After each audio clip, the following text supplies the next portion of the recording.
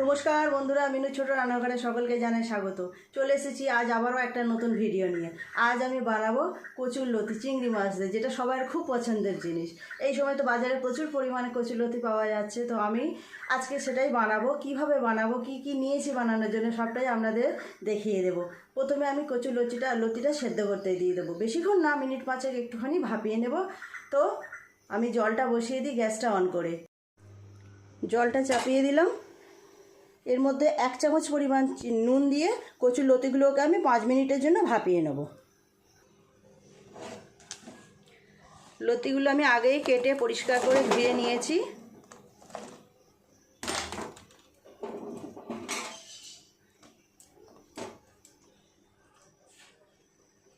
এক চামচ পরিমাণ নুন দিয়ে দেব।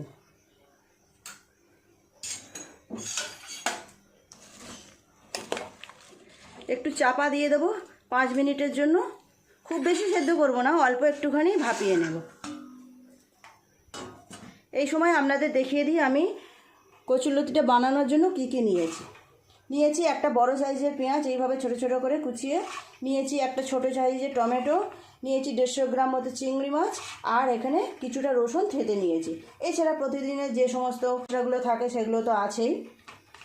নুন, লঙ্কা, হলুদ ফোড়নে নিয়েছি, কালো জিরে আর একটা শুকনো লঙ্কা। আমি পুরো রান্নাটাই আজকে সর্ষের তেল দিয়ে করব। আপনারা দেখতে থাকুন আমি কিভাবে বানাই কচুরলতিটা।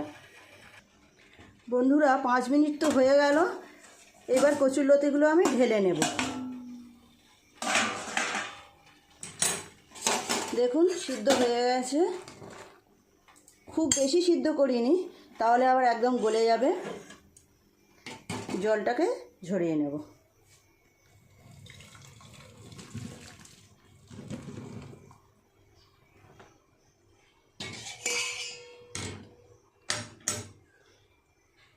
এই সময় আমি চিংড়ি মাছগুলোর মধ্যে একটু নুন আর হলুদ দিয়ে দেব। হলুদ গুঁড়ো আর অল্প একটু নুন দিলাম। দিয়ে এটা মিশিয়ে আগে চিংড়ি মাছটা ভাজা করে নেব। কড়াইটা চাপিয়ে দিলাম। কড়াই গরম হয়ে গেছে। চিংড়ি মাছ ভাজার জন্য সর্ষের তেল দিয়ে দিলাম। দিয়ে দেবো নুন হলুদ মেশানো চিংড়ি মাছগুলো।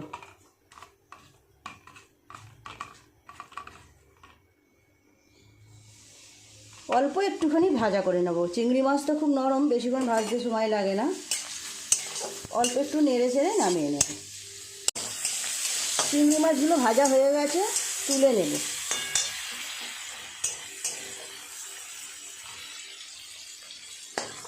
খুব বেশি ভাজিনি, একদম হালকা করে শুধু একটু নেড়ে নিয়েছি। বেশি ভাজা হলে চিংড়ি মাছগুলো কেমন শক্ত হয়ে যায়। এই চিংড়ি মাছ ভাজার তেলের উপরে আর একটু তেল দিয়ে দেব। ফোড়নে দিয়ে দেব একটা শুকনো লঙ্কা আর 1/2 চামচেরও কম কালো জিরে। একটু নেড়ে চেড়ে নিয়ে দিয়ে দেব পেঁয়াজ কুচি।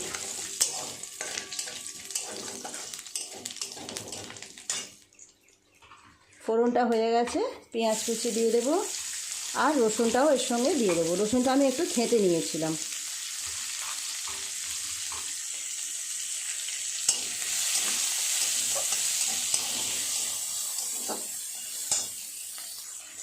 পেঁয়াজটা একটু ভাজা হয়ে গেছে, এর মধ্যে দিয়ে দেব রসুন। খুব ভালো করে এগুলো নেড়ে নেড়ে ভাজা করে নেব। পেঁয়াজ রসুন ভাজা ভাজা হয়ে গেছে, এর মধ্যে দিয়ে দেব কেটে রাখা টমেটো। এই রান্নায় কিন্তু তেল আর ঝালটা একটু বেশিই লাগে, তবুও আপনারা আপনাদের স্বাদ মতো দেবেন। যে যেমন পরিমাণে লঙ্কা পছন্দ করেন দিয়ে দেবেন। এর মধ্যে আমি একে একে সব মশলা দিয়ে দেব। দিয়ে দেব 1 চামচ পরিমাণ হলুদ গুঁড়ো। দিয়ে দেব 1 চামচ পরিমাণ নুন। নুনটা আপনারা আপনাদের লতির পরিমাণ অনুযায়ী দেবেন। দিয়ে দেব 1 চামচ গুঁড়ো লঙ্কা আর জিরের গুঁড়ো 1 চামচ। সব মশলাগুলো একসাথে সুন্দর করে কষিয়ে নেব।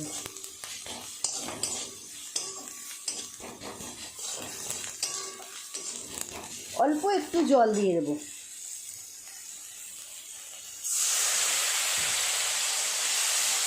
মশলাটা যাতে পুড়ে না যায় তার জন্য সামান্য অল্প একটু জল দিয়ে একটু ভালো করে নেড়ে চেড়ে কষিয়ে নেব মশলাটা।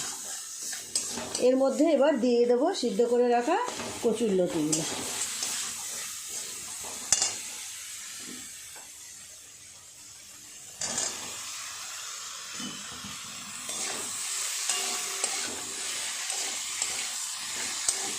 এইবার এটা এইভাবে আস্তে আস্তে নেড়ে নেড়ে ভালো করে মশলার সঙ্গে কষিয়ে নেব। একটু ঢাকা দিয়ে রাখবো, একটু ঢাকা দিয়ে গ্যাস কমিয়ে আস্তে আস্তে করব।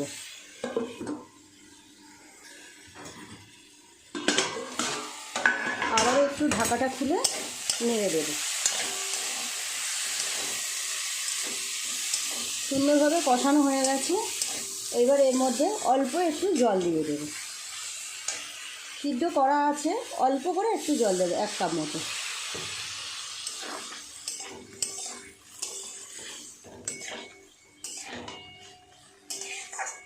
দিয়ে দেবো এর মধ্যে আগে থেকে ভেজে রাখা চিংড়ি মাছ।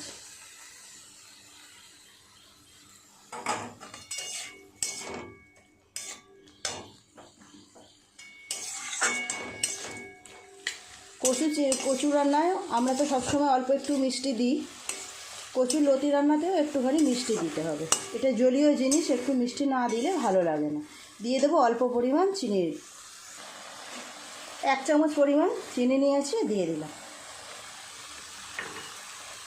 খুব ভালো করে নেড়ে চেড়ে আবারও ঢাকা দিয়ে রান্না হতে দেব।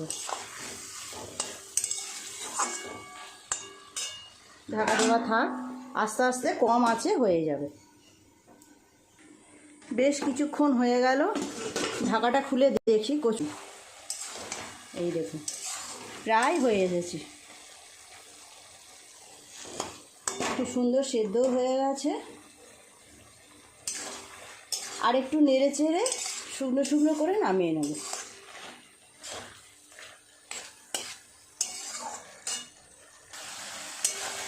হয়ে গেল কচুরলতি চিংড়ি মাছ দিয়ে রান্না, একদম পুরোপুরি তৈরি হয়ে গেছে। নামিয়ে নেব, একদম জল নেই, আর লতিগুলো খুব সুন্দরভাবে সেদ্ধ হয়ে গেছে। ঢেলে নেব অন্য জায়গায়।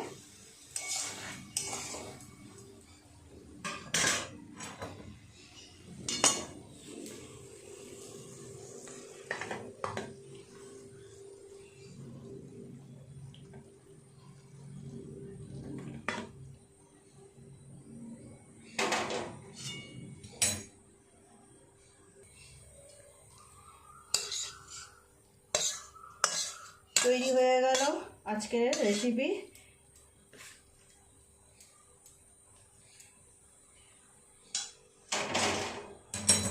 বন্ধুরা দেখুন কেমন দেখতে লাগছে। এগুলো খেতে খুবই সুন্দর হয়, সবাইয়ের খুবই পছন্দের একটা রেসিপি। তো দেখলেন তো কিভাবে আমি বানালাম, আপনারা এইভাবে বাড়িতে বানাবেন। কাটাটাই একটু সময়ের বিষয়, না হলে রান্না করাটা এমন কিছু ব্যাপার নয়।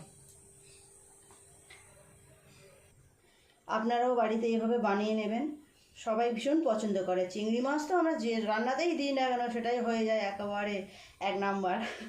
তো আপনারাও এইভাবে বাড়িতে বানিয়ে নেবেন, সবাই খুব পছন্দ হবে। তো বন্ধুরা রেসিপিটা কেমন লাগলো কমেন্ট করে জানাবেন। যদি ভালো লাগে একটা লাইক করে দেবেন, আমার চ্যানেলটি সাবস্ক্রাইব করে পাশের বেল ঘন্টিটা ক্লিক করে দেবেন, তাহলে আমি যখনই কোনো নতুন ভিডিও আপলোড করব তার সাথে সাথে আপনাদের নোটিফিকেশনে চলে যাবে। সবাই খুব ভালো থাকবেন, দেখা হচ্ছে নতুন কোনো ভিডিওর সাথে। নমস্কার।